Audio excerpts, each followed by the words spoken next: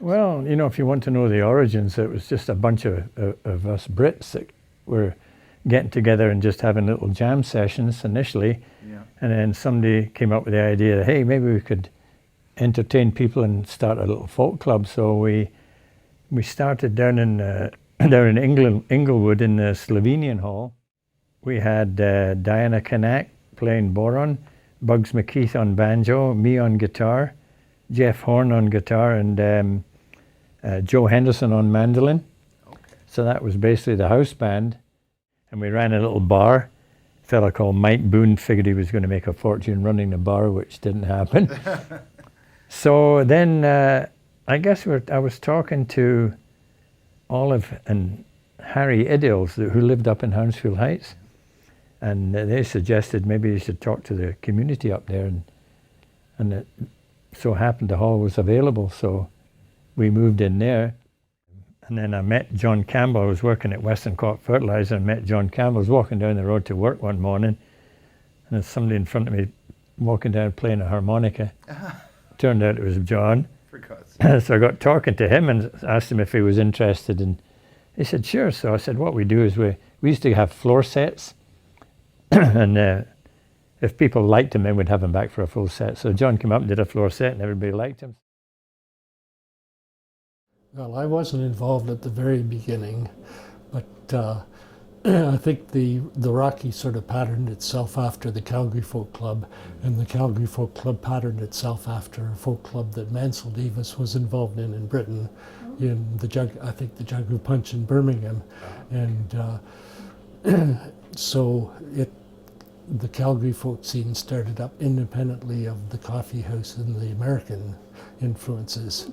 So there were a lot more British influences here and when the other clubs started up, they patterned themselves after the Calgary and the Rocky, etc. I think that was between Tim and Paddy and I, we decided, and the backdrop is actually taken from a colour slide of Mount Ray down in the Kananaskis. Oh. That's the mountain range, Mount Ray, in the Kananaskis. Okay. Well, we were all members of the Calgary Mountain Club. Okay. And that's basically where it evolved from, was members of the Calgary Mountain Club. Well, I'm told that it means traveling artisans in Scots Gaelic. Oh, okay. And I think there was, when that house band was formed, which was Dick and Tim Rogers and Paddy Rogers, and I think Pauline Morgan was in it at that point too. They opened for a name competition, and nobody came up with a satisfactory name. So Dick Howe said, "Oh, it'll be Caird." That's that. When did you first become involved with the Rocky? Through Dick. Yeah. Dick worked with Western Co-op, and they were having a shutdown, refurbishing all the machinery and that, and my company sent me over there to help out. And I met Dick there. Okay. They says, why don't we travel to work together, because he lived in the same area. And I used to carry a harmonica in my pocket. He'd be driving there, I'd be playing the harmonica, and that was it then. I got this phone call. Tim Rogers played in the band at that time, and Tim resigned or retired or whatever. And I got the phone call, would I like to come and sing at the Rocky? Sure, you know, I love it. What I used to like was some songs singing and they join in the background quietly. Singing quietly in the background, it makes it like, that's the way they used to do in the UK, in folk clubs. They join in, and they used to do that at the Rocky. And then the shows we had at the end, you know, all archipelago, or archipelago as I call it, and everybody take a turn and sing a song. That's nice. And as just a band, the audience would participate in that. It was just magic time. I'd have them years again. I would. Interesting. The one thing I noticed about both John and Dick is, well, number one, they always choose songs with about 15 verses in it. But also they know all the words in the order, and it's exact. And then the other thing is the texture in John's voice is just fantastic. Just what he's able to, sort of the resonance he's able to get, and it's just like total class. Yeah. And then Dick as well, same thing. Just how he's able to conjure up images in people's minds through his singing is just fantastic.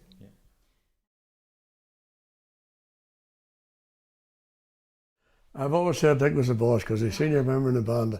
I always like to give Dick that place. Yeah, but I know I always said that Dick is. I've even told him, I said, "You're the head man. You decide it like that. You know, I'll go along with you." Yeah, that's nice. Because Dick and I were like brothers, and actually we call each other brother. You know, it used to be late nights. It used to run a lot later than it does now. Originally, we used to say that we try to get the last set on by 11 o'clock. And then there'd be a choir after that. So it was always after midnight when it finished. And then we'd go back to somebody's house and have an after party. Wow. So sometimes it would be 1 or 2 o'clock before we got home. But in those days, we were younger and we had energy, and it was, we had great memories of the after parties, and of course the musicians, the performers would come back too, and it was a lot of fun. I'm used to band practice here downstairs, and I had a little bar down there, you know, and I made my own beer. Oh. And of course, Dick was always the last man to leave. Always something. I had a barrel of homemade beer sitting on the bar downstairs like that there, just filling the top like that. Lots of memories. Like Hal, I remember going to John's and having the homemade beer very much. I also remember quite a few of the performances at the club, some of the ones that I really liked, and playing with Charlie Jason, the fiddle player. Charlie was a lot of fun. Always had a lot of energy. But I also remember the night when the fella from Newfoundland, what was Ron Hines? Ron Hines played. Ron Hines, that evening was a magical evening. It really was. He was so good, and that room was electric. It was, you could feel the energy in the room. We used to billet some of the performers there in the early days. You know, we took turns at it, and I got Stan Rogers and Grit Laskin, Oh, tremendous. among other people as well. But and we played music in my house here. But Yeah. you know, they were good times, good people.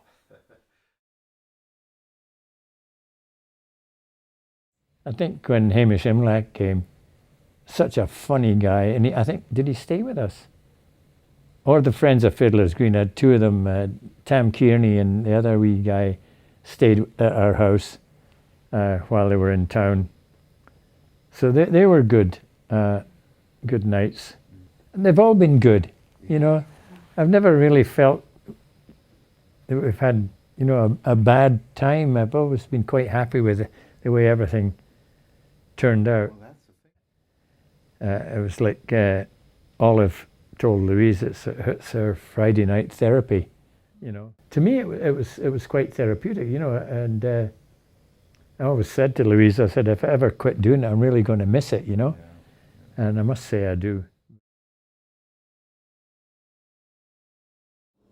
Different clubs have chosen their own paths too, like the Calgary Folk Club has gone for a large space and expensive performers and big touring people, and I think the Rockies chosen to be a little more intimate and has smaller halls and so on, and more local performers. I would say that the Rocky is, it's a little smaller.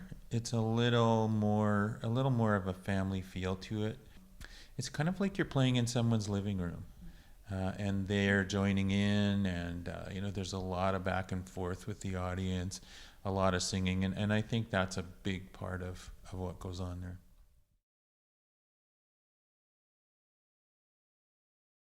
And the house band, well, has always started with Farewell to Nova Scotia. And in the early days, there were always two different songs that they ended off with. That set always ended with either Rant and We'll Roar or, oh, I forget the other one. But there were two different rousing sing-along songs, alternated club to club. Because I bring my kids all the time. And even since they were 2 months old, 3 months old, a year, whatever, we just brought them just for that first set, because it got a bit late after that, but it just gave them exposure. So they love Farewell to Nova Scotia, know all the words. But also a lot of the people who are in the audience have enjoyed watching them grow over time. So there's a lot of that, not just familiarity with us, but our family to say, you know, there was one night where my husband couldn't come and I had Ailish, but I was up on stage and I had Ailish sit there and Ailish got up to go to the bathroom and I had 3 ladies get up and go and supervise her. I didn't ask. They went off and made sure she was okay and she got back okay. And part of the community and totally feels like it's part of the community. They all know the kids' names and yeah, no, it's absolutely fabulous, right? Okay. So that sense of community and family and people know each other and it's good. I mean, I would say about my experience in the band, it's been an incredible learning about song delivery, and having the opportunity to work with both Dick and John has been amazing, an amazing learning experience. As Paula says, John's just got that incredible, beautiful Irish text, the voice with the textures, and I always remember there are certain songs when you know that John's going to play those songs, you know that ladies' purses are going to open up and Kleenexes are coming out and that sort of thing. Dick's incredible ability to pull off a song anywhere, anytime, under any condition, and just learning from them about the story and about, you want to get your chords right and you want to come in at the right time, but it's secondary to the importance of the song, importance of the words, the importance of the emotion. So my greatest takeaway from the club is always going to be what I was able to learn from working with the two of them, but also the incredible camaraderie and friendship and experiences, really good and rewarding relationships.